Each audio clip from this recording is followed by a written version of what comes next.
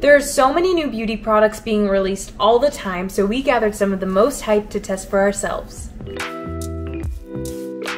We're starting off strong with the KVD Beauty Good Apple Skin Perfecting Foundation Balm. This is the first KVD product I've seen hyped in about 5 years, and the first one I've tried since the rebrand.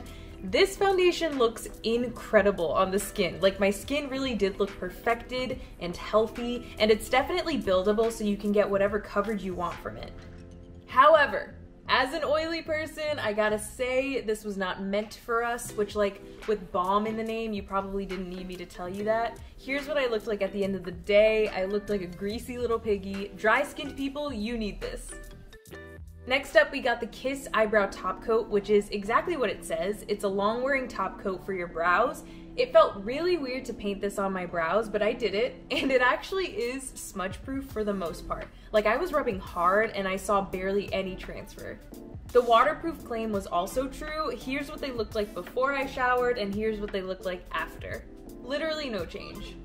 And of course, I had to see if the 24-hour claim was true, so I went to bed wearing the brow top coat, and even though they didn't look 100% perfect the next day, I do think this made my brow product last so much longer.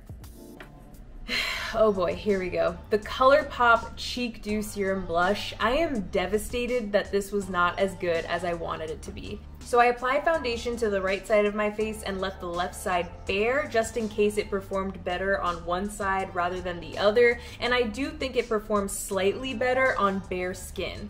It's just a very oily texture that didn't seem to blend well on top of foundation, and since the color is so sheer, I had to apply more, which made my foundation move around, and it was just a mess. If you want a better alternative to something like this, I'd go for the M Cosmetics Color Drop Serum Blush.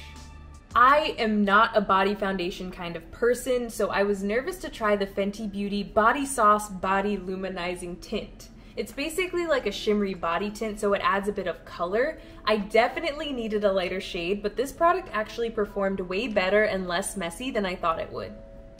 I preferred applying it with my Fenty Face and Body brush, but hands are fine too. I thought the glow it gave my skin was really pretty, and it didn't feel sticky, which I know a lot of people hated about the Fenty Body Lava, which is a similar body product.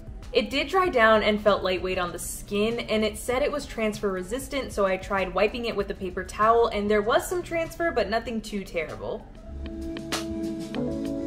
I was very intrigued to try this brow pencil. This is the Huda Beauty Balm Brows Micro Shade Brow Pencil, which supposedly has the thinnest tip on the market. Here's how thin a brow stroke is with this pencil compared to my regular one.